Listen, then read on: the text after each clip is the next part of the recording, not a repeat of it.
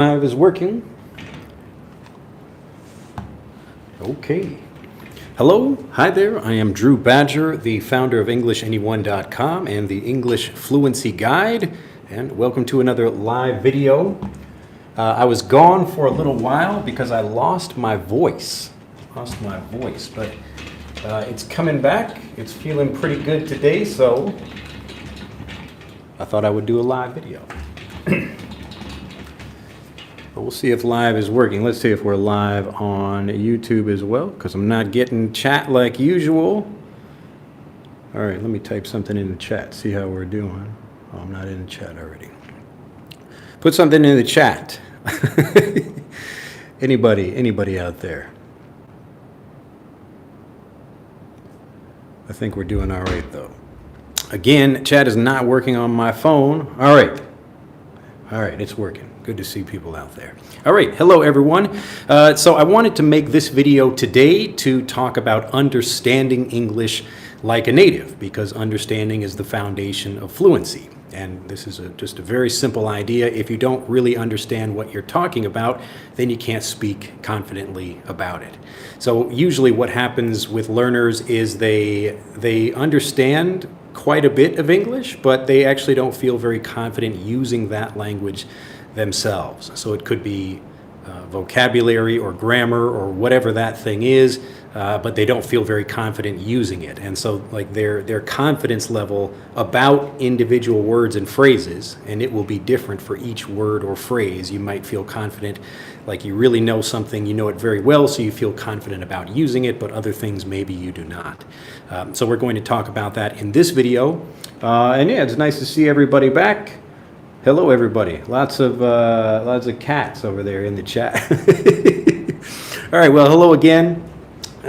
So let's talk about understanding like a native. I've talked about this in videos before where you basically have different levels of understanding. So if you imagine I'm an alien and I'm trying to communicate something to you, let's just write some random alien language up here. So this is not real English, this is not English, this is not any language, I'm just writing some language up here. So let's say I say to you, let's see, like hip, knee, fo, surga, mintan. And I just say something like this to you in an alien language. And I'm just like look, hip ni fo suga min tam. And I'm just like this, like hip ni fo ga sin min tam. And I'm probably not even going to say it correctly because I just made it up right here. But I'm trying to get your attention and like hip ni fo suga min tam. You can probably get maybe the general idea. I'm trying to get your attention and I want you to look at something, or to I'm trying to get your attention, have you listen to something. So you might understand the general idea, like you've probably seen movies or something where people go to some distant land or they go to an alien planet, and the aliens at first they can't communicate, so they're saying things, they have to use gestures and try to get the understanding. So you might have a general understanding like hipni fo sur, hipni for sur. And I keep saying that, and you understand generally, I want you to look at something. But you don't really understand what each of these things mean and how they are connected to each other, all right? So this is just a very simple explanation or example of how understanding works and why it's much easier to develop understanding before you develop speech, because you can just understand generally what I mean, but if I ask you to try to say this back to me or tell me what this means and that means, you have no idea, all right? So there are different levels of understanding, and usually what happens is you'll learn a lot. Maybe you will watch movies or TV shows or something, and you will understand at this level. And you'll know that you're understanding at a higher level or a more native or closer to native level when you can understand what individual words mean, and you can understand how they are connected, and you can take those words and manipulate them. So I can take this word and put it here and connect it with this one and actually communicate like a native. So I feel confident at that level, not just at this level. All right, hopefully this makes sense. Let me make sure chat is working over here. So everybody, nice to see everybody over there. If you have any questions, feel free to put them in the chat, and I will take a look at those as I'm going through this. This actually should be a pretty quick video, but I just want to talk about understanding. And again, the reason I'm talking about this is because I get lots of emails from people who say they can't really, so they understand quite a lot, but they really have trouble saying longer, more interesting sentences. And what that means is that they really lack confidence and understanding. They don't feel very confident about the individual words and phrases that they know, so they can't use them in their own conversations. And that's why they speak with just maybe simple things or say yes or no or something like that, all right? But I think everybody's following me so far. All right, so let me tell you a quick story to illustrate what you should be doing, because typically what people are doing is they're trying to learn things through their native language. So let's say you have a word in English that you're trying to learn, like at. And so you have maybe some translation or whatever in your native language. So you're learning the word at, and then maybe you get an example from your native language. And the interesting thing about at is there are quite a few uses of it. But the way natives are learning this is different from the way learners will learn this. All right, so if you're traditionally learning this in a classroom with a translation, or you're trying to get some repetition, maybe that won't really make so much sense. And it's more difficult to understand what this means. And another problem with this way of learning is that you're kind of getting like one word and then maybe trying to learn many different uses of it at the same time, when natives don't learn that way. So you didn't learn your native language that way. You would learn maybe one example, one usage of something, and then maybe get a couple of examples of one particular usage of something, all right? All right, hopefully everybody's, this makes sense over here, but I'd like to tell you a story just to make this a bit more clear. I actually shared this with people maybe 2 days ago for people who are following me on email, so email subscribers of mine, people who get courses. So this was a story about my younger daughter, Noelle. So I had been practicing with her. She is learning the language the same way you are. But I mean, the language way of learning is a little bit different, especially if you're learning it through the traditional way. So what I do in my lessons is the same thing I do with my kids, and that's why I thought this would be a good example for you today. So often my younger daughter, Noelle, she will say, "Look me." So she means to say, "Look at me, look at me," all right? And so I would practice that with her and just say, no, it's like, look at me, look at me. And give her, you know, examples like her older sister. I would say, hey, look at this person, or look at that person. And her older sister, Aria, can say it just fine, and she recognizes what the correct grammar is. But Noelle was still having some trouble with that. And so there are two ways you could try to solve this problem. One is, well, actually, I guess there are three ways. So one is using a translation. So I could try to just like tell her what something is in a different language. But obviously with kids, this is more difficult because they don't already know one language, and why would you try to use another language to teach them that? So like my younger daughter, well, both of them are bilingual, so they speak Japanese and English. But I don't want to teach them anything really, if I can, through one language to teach them the other one. I'd like to just help them understand the language all in that language so they really understand what it means. So I could, I guess the first thing I could do is give her a translation. So give her a translation, or I could try to repeat it.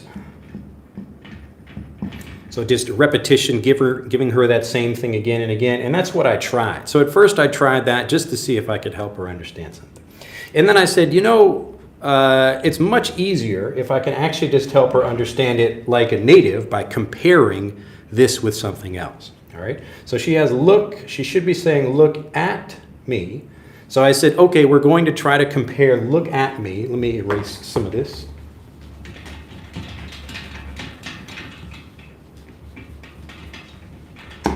So instead of look at me, we're going to have look for me. So I would say, okay, look at me. And then I would cover myself with a blanket or something. And I would say, now look for me. Can you find me? Can you look for me? And in this way, she's getting to compare these two different words and see how that changes the meaning of the sentence. All right? So we're not trying to study the word by itself. We're really trying to compare these two different things in this context. All right? This is really important to understand. This is how natives are learning. They're not trying to look at the word by itself just like this, like, okay, here's the word at. What does at mean? At doesn't really mean anything by itself, but when you can compare it to something else, that's when you start understanding it, okay? So again, this is the way we're trying to understand something rather than the English as a second language approach, where you're trying to take a word like at, and then this means something in your native language, like you have a translation of it, all right? So as we're doing this, I say, look at me, and I'm giving her more examples, but I'm comparing these two different things. And she starts to get it. She starts to figure out, okay, like looking at something, I'm putting my attention, I'm focusing on that. She can't really explain it, in a logical way, but she understands, all right? And so she knows look for me, and she knows look at me. And so we can practice like look for something else, or look at something else. Like I'm looking at you, I'm looking at the TV, you are looking at me right now, all right? But maybe I hide somewhere and you're looking for me. Where did I go? Can you find me? All right. So this is to learn English and to understand English like a native speaker.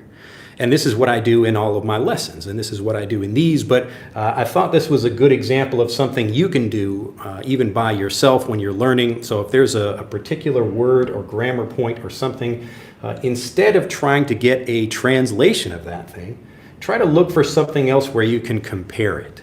All right? And this is, again, the way natives would be thinking about that. Because if you ask them what a word means, like the word doesn't really mean anything by itself. But it does mean something if you can compare it with something else. Okay? So this is how you can understand like a native speaker. And once you understand this, that's where the confidence increases. And then you can start speaking it fluently. All right? So if you don't really understand something, if I just say like, look me, like I understand what you're saying. She understands and I can understand her. She says, look me. But I'm trying to get her to understand the actual words so she feels confident about using them. And now she can say, look at me and look for me.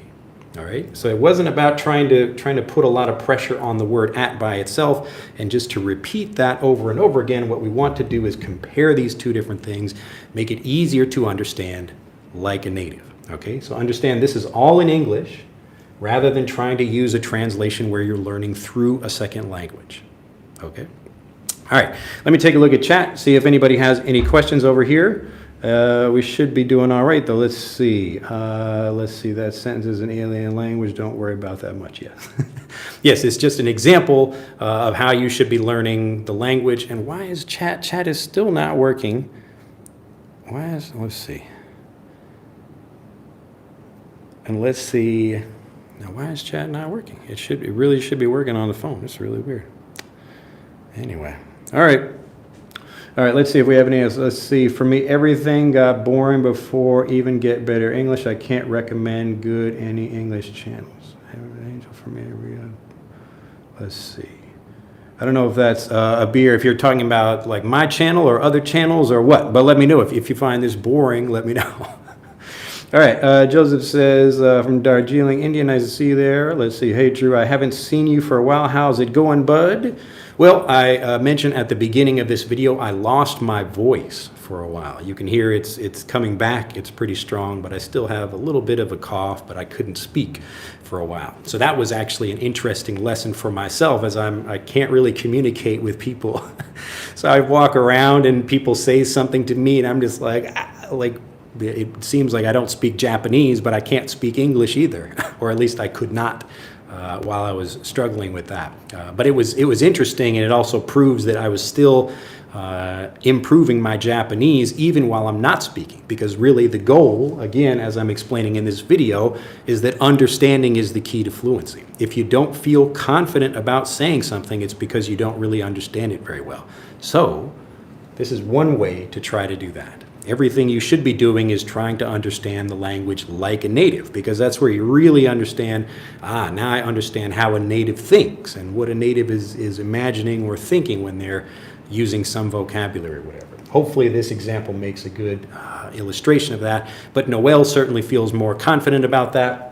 And this is going for the understanding, and then of course we continue with more naturally varied review. So that's helping her get like, look at me, look at that. What did you look at yesterday? Or were you looking for something? So if I see her looking for some books, I say, what are you looking for? What are you looking for? And now she finds something. Oh, what are you looking at? What are you looking at? All right. The goal is for you to think, I get it. All right. You have that flash, that moment, that aha moment, the enlightenment. I understand now. And that's when you feel confident in using something. Okay. Let's see. Okay. Oh, I don't know if you're talking about this video or not. Remember that often for my videos, I'm not really talking about only one specific thing at a time, even though I might have, like there's a specific focus for a video, like this one is talking about understanding, but you'll notice it also has grammar and pronunciation and vocabulary. So these things are all connected together because this is how natives are learning the language. Native speakers don't have a separate pronunciation lesson that's not also vocabulary and grammar because they're learning all these things at the same time. So that's the same way you should be doing things as well. All right, hello, teacher says, Louis, it's evening here in Chile and I'm ready to get this lesson. Glad to hear it. Yes, again, this lesson, it was actually pretty short. How are we doing? 16 minutes. Look at that, amazing. And I might be able to save my voice today, so I'll save some time for being able to answer questions. But let me know if this makes sense, okay? I will recap this for the new people joining us. Basically, there are really two different ways of learning a language. So you have the English as a first language approach, and this is something you can do as I'm demonstrating right now, even if you are not a native, all right? It just means you're learning it all in English and you're trying to understand everything in English, because when you can do this, then you can speak fluently, all right? You don't become fluent by learning something through your native language and then repeating it again and again if you don't really understand that, all right? So if you're thinking about grammar points or what's the vocabulary or is my pronunciation correct, if you're worried about anything when you're speaking, it's because you don't really understand something, all right? Remember, there are levels of understanding, and I talked about that in another video. That was like the 3 different levels of understanding, just like I gave at the beginning of this video, where we have the alien example. If I just say, bragada boo boo boo boo, and say something and I'm using gestures and trying to help you maybe understand something. You meet me on an alien planet and we can't communicate with each other, so we have to do something. But in this way, I'm actually helping you understand something all in English. And this is the same way little native English-speaking kids are learning. And now the other way is English as a second language. So this is where you're trying to learn through your native language, and this is what causes really all the problems, okay? So learning English as a first language rather than learning English as a second language. Pardon me if I cough. I'm still recovering. Let me get a swig of water. That means to drink a little bit. A swig, S-W-I-G, a swig of water. All right. Okay, and Zade says, how can we overcome? So this should be how can we overcome, not overcoming. How can we overcome any fear about speaking flow? I can understand very well, but I don't have confidence for that and stress coming down when I just begin to talk. Yeah, so that's actually what we're talking about right in this video. And it's really actually the the topic of most of the videos, because this is the major problem people have, where they can understand something, but they still can't communicate. And really, I'm hoping this is giving you a very clear and specific example of how this works. So remember that, like often natives or English learners will think, they will kind of think about the language as one thing, like I'm good at English or I'm bad at English. All right, they're kind of thinking about it as one thing. But really, it's actually a whole bunch of different things, like each one of these is a different word or phrase or grammar point or something, and you are good at this thing, but maybe not good at that one. Okay, so you have individual skills or individual words and phrases that you feel confident about. And when you feel confident about it, it's because you understand that thing well. This is why I tell people most of your learning should be spent trying to understand something like a native, because when you can understand like a native, what it really just means you understand it without having to think about the translations or grammar rules or something like that. So in this, like, I don't say anything. I'm not telling my daughter about, hey, let's look at these prepositions or these, whatever. We're not talking about like a specific grammar point. I'm basically making a sound. It's almost like I could erase these, and you could think about it the same way with a symbol. So here's a square and here's a triangle, and it means the same thing. So if I say, look, me, and if I know it's kind of hard to communicate that, but again, it's the same basic idea of like when you see triangle, we're talking about looking at something, and when we see a square, we're talking about searching for something. But it's the same basic idea. So I'm not trying to explain to her at like a language learning or a linguistic or an academic level. I'm just saying, look, I'm comparing two different things, all right? So just like if I'm teaching you, maybe you've seen my Japanese example where I've got like aka, akai maka, ao, aoi maka, kuro, kuroi maka. All right? So you look at these things, it's like, oh, look, they're all markers, but he said something different for these. Maybe that means the color. And then that's what I mean. So we got aka, akai maka, ao, aoi maka, kuro, kuroi maka. It's the same thing. So when like a Japanese parent is teaching their child, that's what they're doing. The child is understanding like a native. So without trying to think about lots of grammar rules and the kind of linguistic stuff that well, especially where people talk about sentence formation or like, do we use like a grammar like this word and then that grammar point and then that word and then something like that where you have diagramming sentences. It's really difficult for a lot of people to understand because it's needlessly complicated. All right. So remember, again, you're focusing on these things, and you know, let's see, who was that said that? Oh no, I think that skipped up somewhere. But you know where you feel stuck about something. But remember, it's not about the language as a whole, it's about the individual word or phrase or grammar point or pronunciation or whatever. But the point is to learn it like a native rather than trying to learn it like a student in a classroom, okay? So that's what will give you the confidence.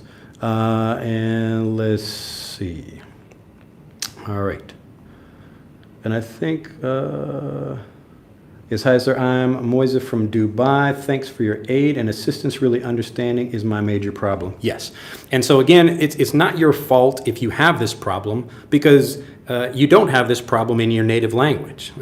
So this is how people taught you English. And now I'm trying to correct that problem because most people, again, are teaching you English as a second language rather than trying to help you learn English as a first language. So what I do in programs like Fluent for Life, we go through all this and learn it all in English the same way a native would do it. Get lots of comparing of different things and you see, okay, I understand what that means now because I compared some English with some other English rather than comparing some English with something in your native language. All right, but that's what actually gives you the confidence to speak. It's not because you understand something at a low level, it's because you understand it the same way a native does, all right? And then you can actually manipulate the sentence and you know, okay, look at something. Now I can understand the word at or the word for or whatever. Let's see, okay, I think. Yes, Angel said, what happened to my voice? I don't know. I lost it on the previous video. You can hear my voice getting worse over the video. And so I tend to talk for too long. My voice was already hurting, but I did the video anyway. And so I hurt my voice more and then lost my voice for a couple of days. Or maybe almost like a week and a half, I think. And you can hear I'm still not 100%, but I was excited to make this video anyway. All right. Let's see. Every time when I'm hearing though, maybe I can't understand how to use it properly. Yeah. And so often when people are learning, you can tell, like if you hear like a really long sentence and you don't understand, like you might understand the whole thing, but if you can't use that same information, it means there are some pieces of that sentence that you also don't understand. And that's like the, like we might think about this. I talked about this in another video. It's like the weak chain link. Okay, so if you imagine this is a sentence, it's a whole bunch of words chained together. But if we have a weak chain link, then this is where you're going to break because you don't understand this word or phrase. And so it makes it more difficult to understand the whole thing, and it makes it even more difficult to use that thing yourself. So if you don't feel confident because you don't really understand something, then of course you won't use it. All right. Every time, oh, okay, I got that one. Well, again, Sham, nice to see you there. I hadn't watched you live for a long time, and I find your live stream. Yes, I'm back. We'll see how my voice is. All right. How long take you to learn Japanese, says Jose? It took me, let's see. Well, there are two answers to this question. The first one is when I came to Japan, I spent about a year trying to learn things this way. So I was learning basically, instead of ESL, it was JSL.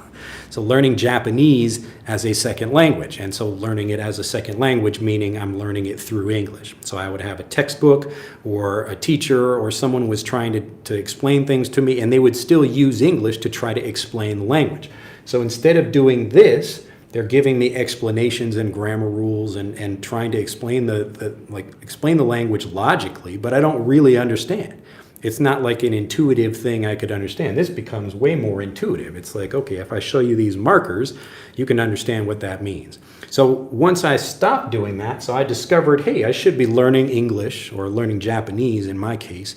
I should be learning it like a native Japanese speaker. So I went to a park near my home and I saw Japanese parents speaking with their young kids. And these are like 2 years old, 3 years old, really young kids. And those kids were speaking better Japanese than I was.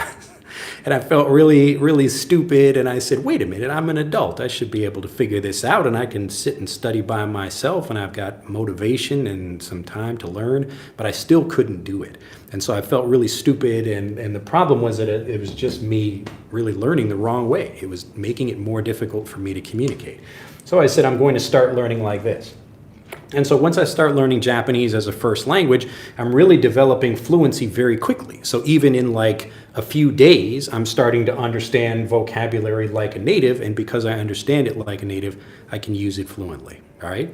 So again, people think like, how long did it take you to get fluent? It's not like, okay, it took me 2 years to get fluent in the language. Like I was getting fluent in individual words and phrases in a few minutes or a day or something. It would be pretty quick. So remember that we have each of these individual things. So I would be good at one thing, but not know what another thing. And then I would learn something else and continue to build on this. So I've been learning Japanese now for like 20 years. But the ability to speak fluently came very quickly once I started learning this way. All right. But just remember that you get fluent in individual words and phrases. You don't get fluent in the whole language. There's even a lot of English that I don't know. I just don't know the vocabulary. Lots of English, like, I don't know, probably 90% of the vocabulary I just don't know. So I wouldn't feel confident using it. But for the everyday things that I talk about, I can speak about English and, whatever, talk about a lot of different topics. And it's the same thing now for me in Japanese, all right? So you can become fluent. Like what we do in Fluent for Life is instead of teaching you as a second language, we want to focus on something and get you fluent in a few things. And then we move you on to another lesson set and then get you fluent in a few more things and really help you understand like a native. And as you do that, that's where you start developing fluency. So the quick answer to your question is that you really can become fluent in a few minutes in that particular word or phrase. So if I teach you a lesson like this, like look at me versus look for me, so if I teach you this, rather than giving you the same thing like comparing at versus for through your native language, I can get you fluent in this. So you would feel confident using it in 5 minutes, and then you move on to the next thing. And then you get fluent in that, okay? So you get fluent word by word or phrase by phrase, grammar point by grammar point. Okay. Why are you coughing?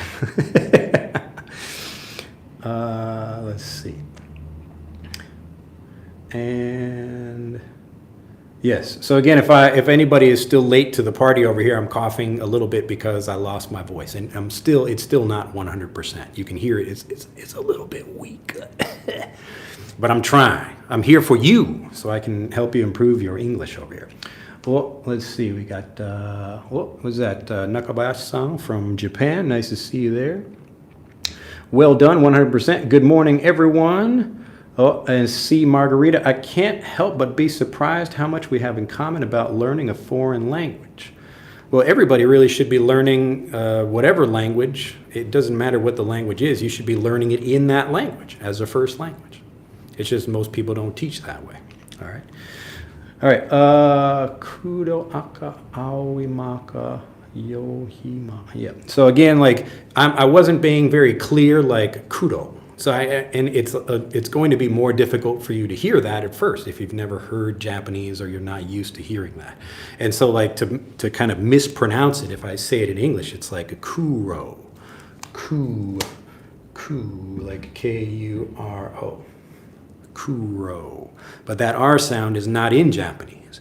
And so if you try to learn that sound like this sound here, no. If I try to learn that through English, it's not going to sound perfectly. But if I hear a bunch of different Japanese people say, do, da-di-do-de-do, da-di-do-de-do, do, then I can understand, okay, if I were to think about it in English, it's like a combination of L, D, and R all together. All right? But I'm trying to learn it in Japanese, that's the point. So I want to understand it in Japanese rather than learning it through English. So kuroi. And so in that example, like, kudo just means black, but kuroi becomes, we have an adjective now and we're going to attach that to a noun. But I don't want to explain it like that. I don't tell my kids about, look, it's an adjective and a noun and a verb and that. I mean, they'll learn that in school, but it's not helpful for actually learning the language. It just makes it more confusing. That's more trying to learn things like a linguist and understand the structure of the language rather than just being able to use it fluently. You wore my favorite shirt. Super awesome. Going to buy 5 or 6 purple shirts. Yes, I think because people like this shirt, I will wear like 5 or 6 of these at the same time. And it will look even better. All right, let's see. Teacher, what's the difference between continuous tenses versus simple tenses? I'm confused because in many situations, they are the same. Like I say, I am saying, she said, she's the same thing, right? Yes. So there will be times where, and this is another reason why you learn the language like a native rather than trying to learn it through a second language. And in the case of like the simple versus the continuous,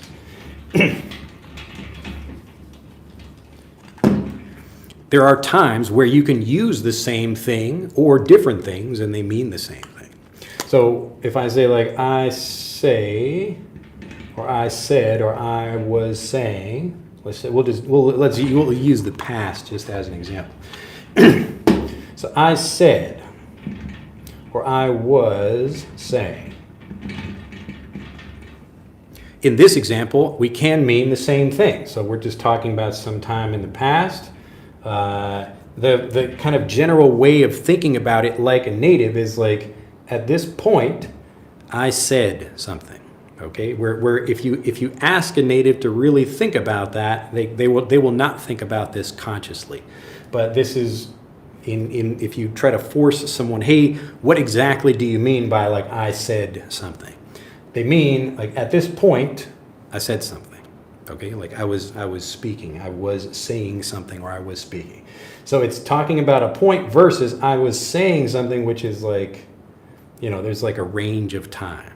Okay, but technically, you never say anything at like a single point in time. There's always some length of time. So it doesn't really matter. They mean basically the same thing. They're slightly different.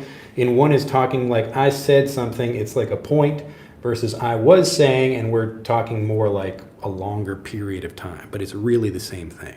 And so this is why when you're learning it like a native speaker, you will hear both of these things, and they mean the same thing, even though you could technically look at it like a linguist is looking at it. So this way of the confusion that comes is from trying to understand it when you're learning it as a second language rather than getting some examples of natives are saying that. And so you think to yourself, I could say either of these. I can say, yeah, yesterday I said hello. Yesterday I was saying hello. So it still took me like, some amount of time to say that thing. All right, hopefully that makes sense. Let's see, why are you dressed like Tom Scott? I don't know who Tom Scott is, but I don't know, a t-shirt is pretty common. I guess everybody who is wearing a t-shirt maybe looks like Tom Scott, whoever that is. What is the most common or popular English accent that people speak more? It depends on where you're living. So I wouldn't worry about what a popular accent is. It's just what is the accent of the people around you. So if you live in southern United States, you're going to hear a southern accent, and it could be, there's like different accents within the South as well. There's like southern, like Mississippi or Louisiana or Texas, or and the same thing in different places or different countries.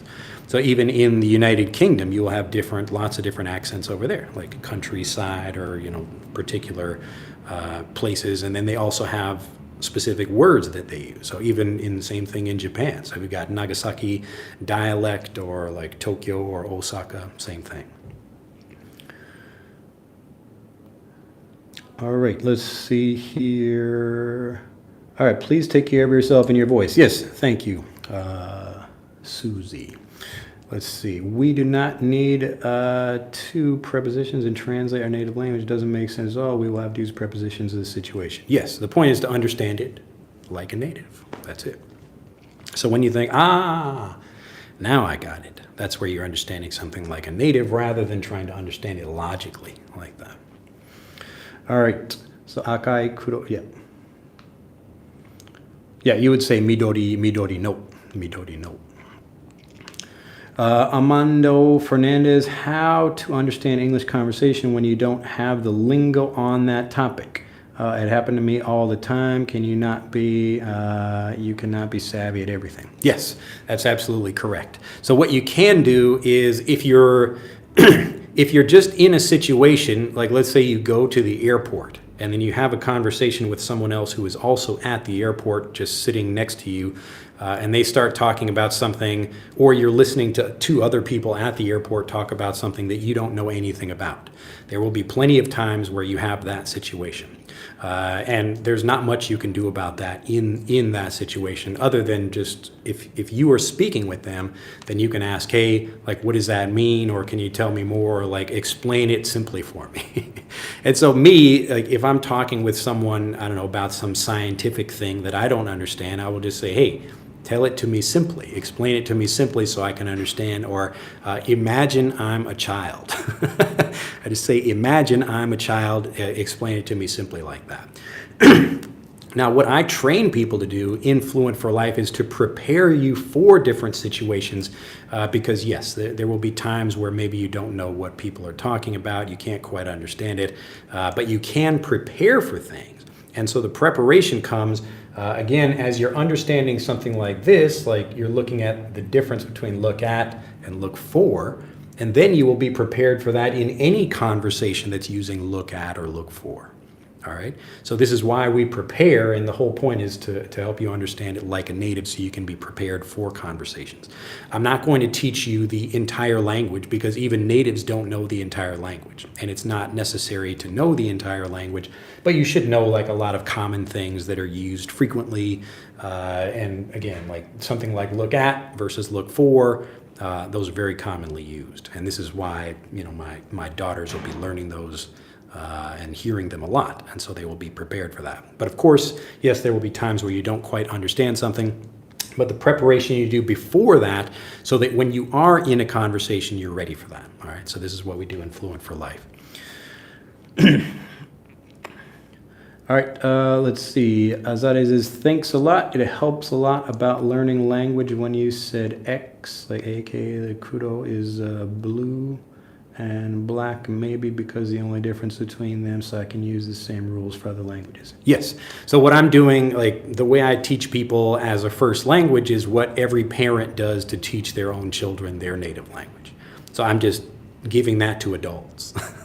It's actually pretty simple, and I think the reason most people don't do it is there's a couple of reasons I think why most people don't teach this way. But probably the biggest one is they think it's not possible to teach a language without using the first language. So that's why most people teach English as a second language. They just don't think it's possible to teach something in English. But if I can give a lesson like this, it's not the most basic grammar, it's pretty basic, but look at me versus look for me, a child can understand that. And if a child can understand that in English, then an adult can understand that too. All right, so my point is not to try to give you a bunch of grammar rules, but you should understand the grammar naturally by comparing different things. All right, feel better, please. We missed you. Glad to hear it. All right, we can try some warm green tea every time you make a live class. Yes. I know I'm not at home right now, and I don't have, I guess I could have bought some green tea, but I just have some water. My problem is I forget to drink. So now that you mentioned it, that's a good expression right there. Now that you mention it, I will enjoy some water. But I'll probably not go that much longer. I do want to save my voice, so we've gone about 40 minutes so far. See if we have any more questions. All right, Jose says, I think if you read a lot of books, you can get the culture and so you get more fluently. Is this correct? Yes. So reading is a really great way to improve your fluency and to improve your understanding, and you can learn a lot. And the point is you should be learning it, like if you can learn it all in English or whatever the language is you're trying to study. So I will read things in Japanese, and every time I learn something new in Japanese, I feel great about that. It's like, look at that. I discovered something new, and I found that myself rather than a teacher telling me what something means in a different language. All right. So the lessons are more powerful that way if you can discover them yourself. Yesterday I ate some lemons with dinner and now I got a little cough. Oh no. Lewis says, is it correct that these examples, I have worked here since 2016, I have been working here since 2006, have the same meaning? I have worked here. Yes, it's the same thing. Again, like this example over here, there are often many ways of saying something. So you can say, I have been working here, or I have worked here. Both of those are fine in that situation, yes. Let's see, Cam says, hello from Thailand. Hello, Angel again from Mexico City. From India, I like your eraser. How does it stick on the board? Yes, everybody thinks my eraser is amazing, like it's some alien technology or something. But the secret, it's magnets. It's just a magnetic eraser. I don't like my problem with this eraser is that it should be like magnetic, just right on the board like that. That way all you have to do is move it around. But this one, it's like two motions. So I have to take it off, turn it, and then erase. All right, so it's like extra work. But it is nice to have it up here rather than, I suppose, if it's just sitting on the ground there or on the little tray. But yes, it's nice to have a magnetic eraser. That's the secret, though. Let's see. How many books I need to be competent in spoken English? Says Anomino. How many books? Remember that I want to make it clear that you get fluent. So who understands this better now?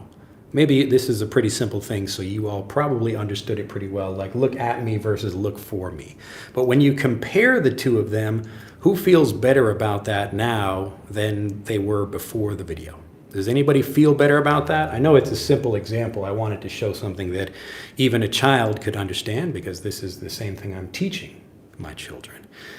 But hopefully you should feel better about it by comparing some English with some other English rather than comparing English with something in your native language. All right.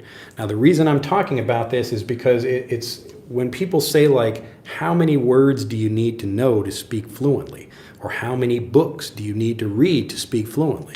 That question doesn't really make any sense because you don't, like this, like you can imagine this is one book or one lesson. So either you understand this or you do not. If you understand it, then you are now fluent in this thing and you can use it fluently. Look at that. Look at that. Look for that. I'm looking for something. Okay, so you don't get fluent just by like reading more books. You get fluent by understanding different things. And when you understand them like a native, you use them fluently. If you don't really understand something, that's where you feel nervous, you have doubts about the language, you don't know if you're using the right grammar point or whatever the particular concern or worry is, but that's what stops you from being fluent. So you could have someone who reads 100 books a day, if that's possible. So someone who reads 100 books a day, but they don't really understand what they're reading and they don't feel confident saying anything. Is that person getting fluent? Well, probably not. So you could have someone who reads one book a day and then they really understand what's in that book. And each day their understanding improves and their total fluency in the language is building each time they learn something new. Okay? So I mentioned before about having this, like if this is the whole language, you don't get fluent in the whole language, you get fluent in pieces of it over time. But you get fluent much faster if you understand that thing like a native rather than understanding it like a student.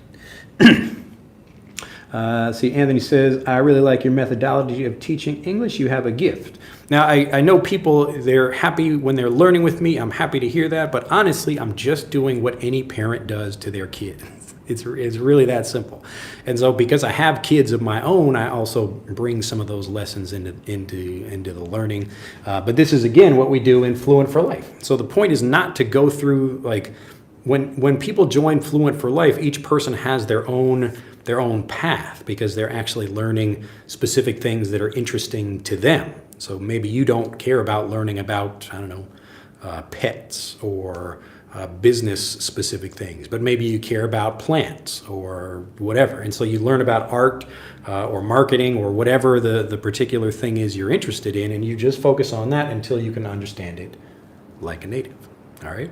And as you review things and hear them again and again, then you really feel confident, and that's where you start using the language. So you don't need to know the whole language to use these individual pieces. But if none of these pieces are fluent, so if you're not fluent in each word or phrase, then you're not fluent in the whole language, and that's why you struggle. Okay? Let's see. And a Roku, maybe.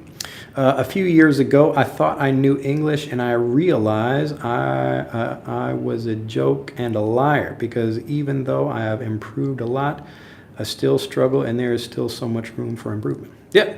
So you should feel good about progress if you're learning more. But remember that just spending time learning the language is not getting you fluent. All right. You have to learn the right way. So like the difference between this is like night and day. So if you learn as a native, then you get fluent much faster because you learn something, you understand it, and then you move on to the next thing and then understand that. And then it goes up, the fluency goes up much, much faster. But you could spend many years learning the traditional way and still struggle to speak. All right. And it's just because you don't really understand the language as well as you think you do. All right. So there are different levels of understanding, and the goal is to help you understand like a native, because that's where you feel confident about speaking. Only live with the language and learn just like kids do. Well, Muhammad Ali, nice to see you there. Look at me. Yep.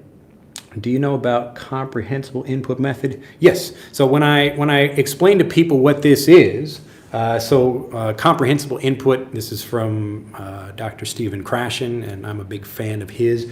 And I'll make this a little bit more clear for people here who don't know what this is. So that is a more academic way of explaining it. I just call it understandable messages. Like when I'm explaining something to my kids, if they don't understand something, then they don't understand it. Then it's difficult for me as a teacher to help them, because I'm not trying to teach them grammar rules. I want to help them understand the language. And so comprehensible input, well, here, let me put it this way. So English, we have English as a first language. Pardon my sloppy writing. So English as a first language. And there are three pieces to this. I call this the Fluency Triangle, but in just basic terms, we have the first part of this, which is the comprehensible input. So it just means lessons you can understand, understandable lessons. So something like this, it's very easy to compare. I can understand what the person is saying all in English. And that's the point. So it's not just about like getting a logical explanation of something.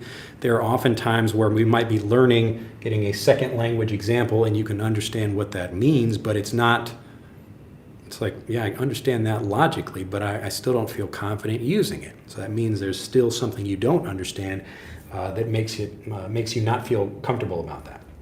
So again, learning English as a first language, when I'm teaching, these are the three things that I'm doing.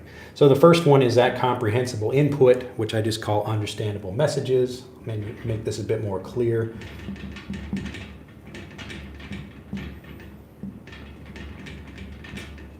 Hopefully you can read that. Understandable messages. So this means I'm teaching you something, it's all in English, and making sure you can understand what I mean. And by comparing something like this, just like we're comparing a red marker and a black marker and a blue marker, your brain can understand that very easily without me giving you an explanation. It's just understandable, okay? That's the highest form of a lesson, is when you can kind of discover that thing yourself because the teacher makes it understandable. This is why it's so important. If you have a good teacher, or if you have someone that's like still doing things the traditional way where they're not really making it understandable. So the first part of this is understandable messages. The second part of this is also making sure that we're giving you native input. So native,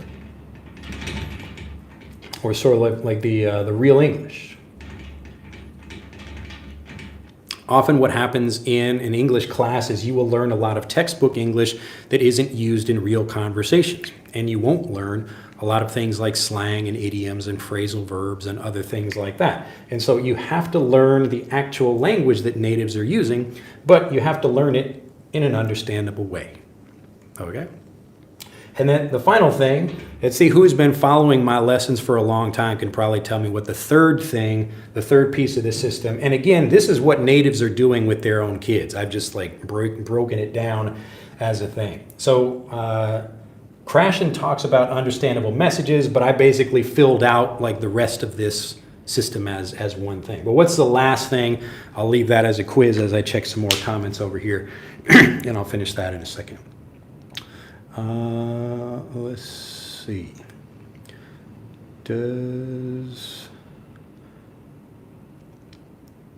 All right, I had a whole bunch of comments come in. All right. Let's see, I'm from Somalia. Language is your mindset. I love it. We'll definitely dive deep into it. Glad to hear it. Hi, says Monish. I love the notion of learning English like a native speaker, but you have English in school. What did native English speakers learn in the English classes? No grammar? Well, if you're talking about like little kids going to like learning the English language, yeah, they basically learn the names for the things that they already know.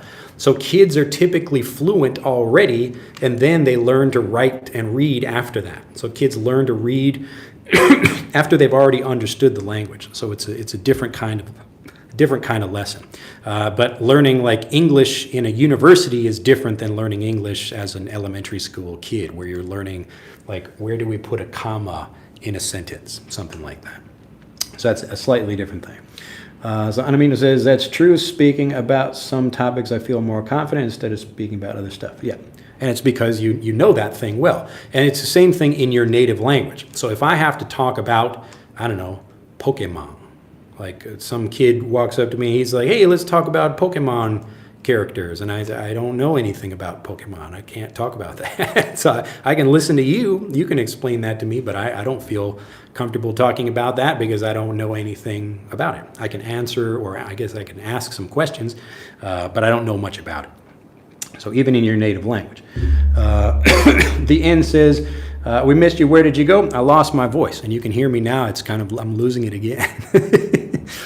All right. All grammar rules get broken when I think from the side of situation. Yes, occasionally we do break grammar rules, and natives will break grammar rules or pronunciation rules, things like that. So again, it's important to get native English. This means native examples where you get actual native speakers are speaking to you. So you notice again, in like Fluent for Life is built around these same things. So we need to teach you understandable lessons. Like you should be able to understand the lesson in English rather than me trying to teach you, through Japanese or Chinese or Thai or whatever. But I have to teach you the native English, the real spoken English that natives are using.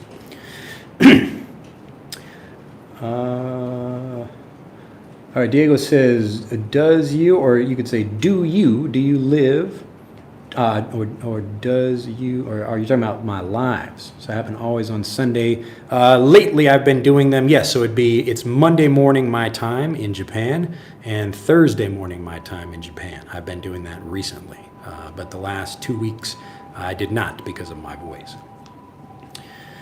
Let's see, a linked example. I did some work a couple of days ago, but now I'm posting it on the information hub and mailing my boss.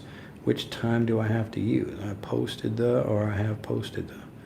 I did some work, and now I'm posting it on. Yeah, it depends on what time you're talking about the individual actions. So if you have, in that example, you're talking about like something you did in the past. So right now you're talking, so this is now. And if you say, I did something here, and now I am doing this with that information. So I wrote a letter, and now I am putting it in the mailbox. So you're talking about actually two different actions at two different times. Okay? But we can talk about, like now I have posted, like I have put the letter in the mailbox if you just did that. Okay? So that happened like a second ago or a minute ago. Hello, Drew. I am Denise from Brazil. I understand everything you say. Am I a good learner level? Remember, Denise and everybody else listening, that you have different skills. I'll give an example of this here. So I talk about your English fluency profile. Say 1, 2, 3, 4, 5, 6, 7. Yeah, so they're basically different skills that you have. I've covered this in other videos, so I won't explain it in a lot of detail. But what happens is you are good at some things, like let's say your listening is all the way up here. So this is 0 and this is like 100%.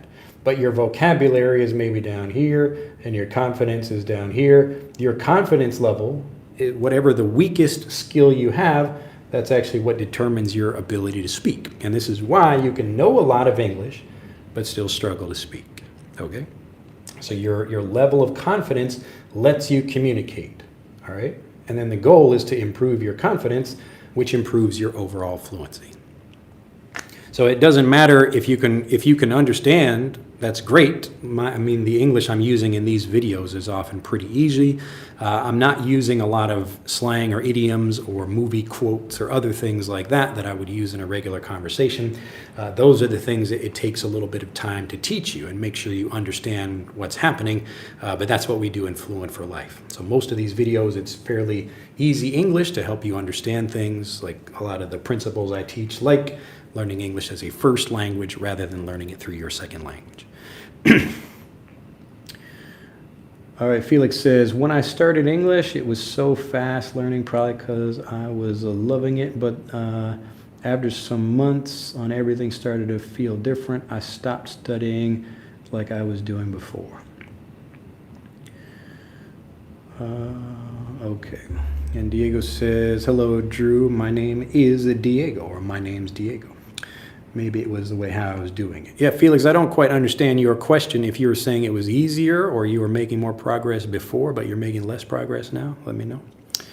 Hi, my English is Stacy, quite advanced. However, I hesitate when speaking to native speakers. Sometimes I'm at a loss for words. Can your method help me enhance my English skills? What should I focus on? Yes, and so you have to think about what exactly the issue is when you're in a conversation and you lose your words or you forget or whatever. Now, some people, maybe their English level is actually really good, but they just feel very nervous. That happens. And that's not really like a language learning problem. That's more of just a psychology problem. But many people, they actually just don't feel so confident about what they're saying. And that's because they have doubts about their vocabulary or their grammar or pronunciation or something like that. And these are the doubts that stop them from expressing themselves. And so when you have doubts, it kind of scrambles your brain, and like I can't remember what I want to say and I have trouble expressing myself. So those are the things, the issues that people have. So I don't know what specific issues you're having, but typically it's what I talked about in this video, where this is really about people not understanding English well enough. Because if you speak with like whatever your native language is, maybe it's Chinese or whatever. So if you speak Chinese, or whatever your native language is, if you speak that well with other people, you don't have any nervousness about that, then it's probably a specific language learning issue rather than just a confidence issue about, like you're worried about whatever. But most times it's a language learning issue. But yes, learning English as a first language solves all of those problems because it helps you understand the language, you feel confident, so you speak. All right. So when I'm speaking Japanese, I'm not in a conversation like, I forgot my words or whatever. Like my pronunciation is fine and I can communicate well and it doesn't matter who I'm speaking with. I can usually find a way to express myself and understand what the other person is saying. So I have a lot of confidence in conversations. But that is because I learned Japanese as a first language. Okay, not like, so I stopped learning Japanese through English and started learning it as a first language. Hello, Drew. Okay, I answered that one already. Work smart, not hard. That's key. It's a subconscious, learn language word by word, naturally varied review. Mikhail got it. Naturally.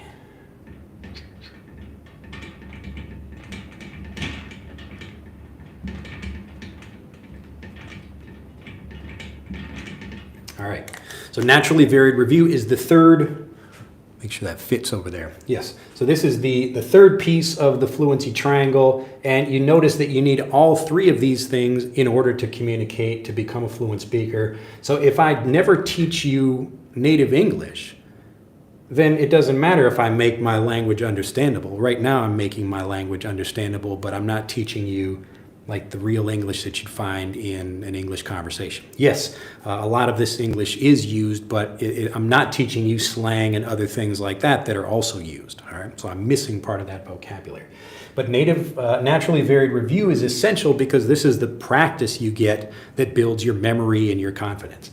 So I could teach you something. It's like the Japanese lesson. If I give you like a kuro, ao, aka, I could teach you those and then you would understand it like, I understand what that means. But tomorrow you would probably forget the lesson, all right? So just like little kids, understanding is just the first part of that. Like to really make it become a part of you, what I call the ownership level of understanding, that requires a naturally varied review. So part of that is just like it's helping you get something. It's not really repetition because we want to keep it interesting for your mind.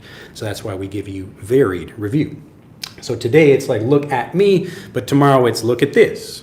Or what are you looking at? So I'm giving you a range of different examples to help you really understand that. That builds your memory, your motivation, your confidence, and your fluency. So you start using things, all right? So when you really remember something well, it's like some things, maybe you just understand it right away and you build fluency, it's almost instant, all right? But most times we need some kind of naturally varied review, especially for longer words and phrases. But very good, Mikhail. All right, yeah, I know Pikachu. Yes, Pikachu is pretty common, I think.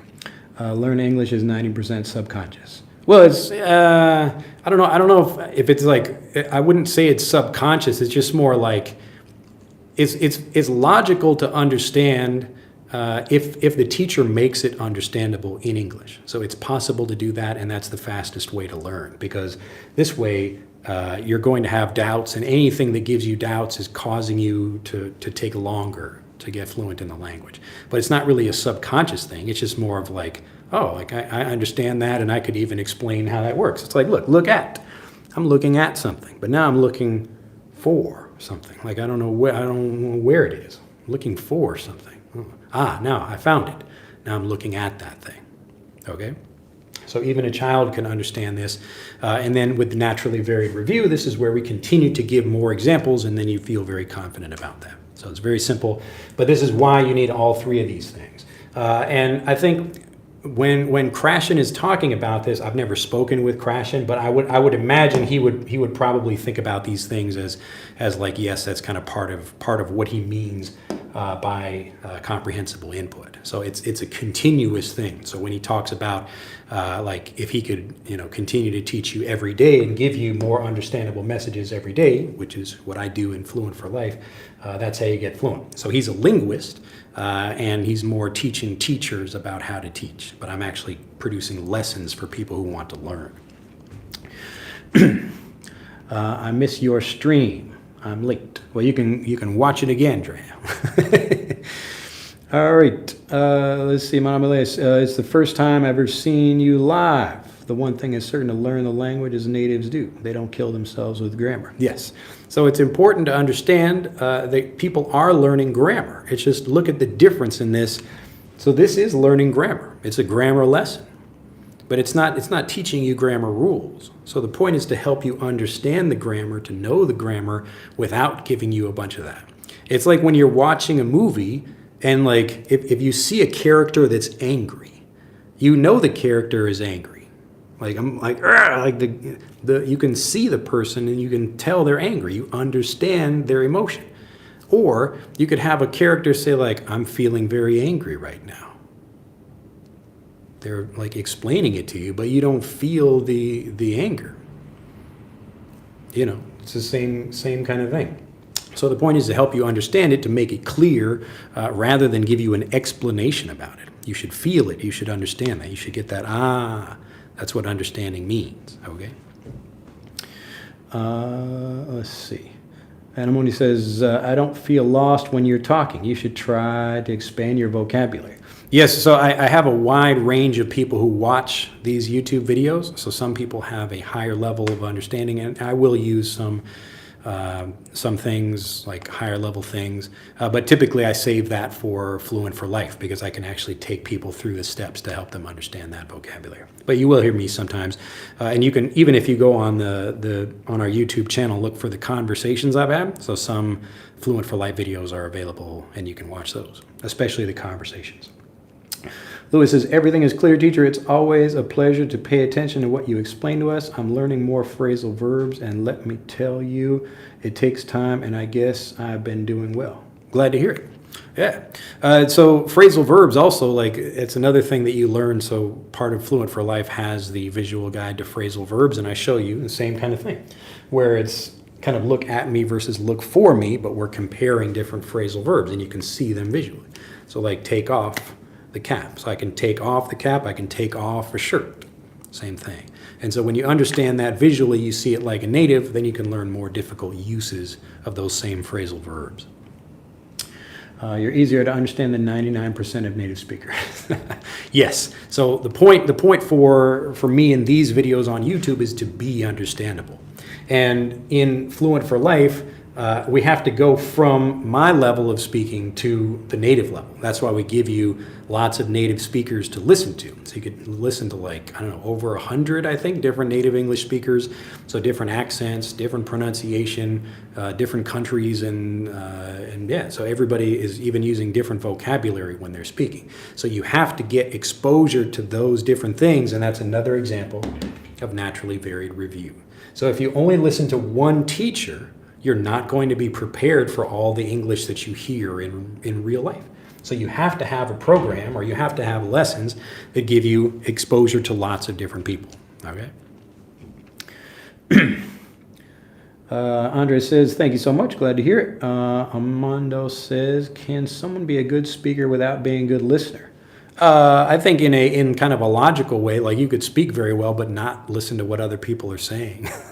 But it's basically impossible to have like better speech ability than understanding ability, because you can't shut your ears off. You're always improving, and your understanding develops faster than your speech ability. So it would be interesting. I don't know what that would look like other than just like a mean person who is trying not to listen to what other people are saying as they speak.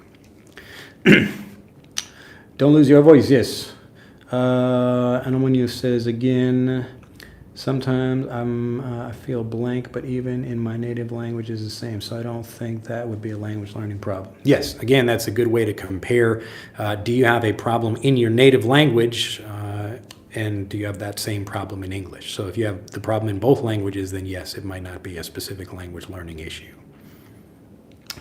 Hello from Geneva, says Elena. Nice to see you there.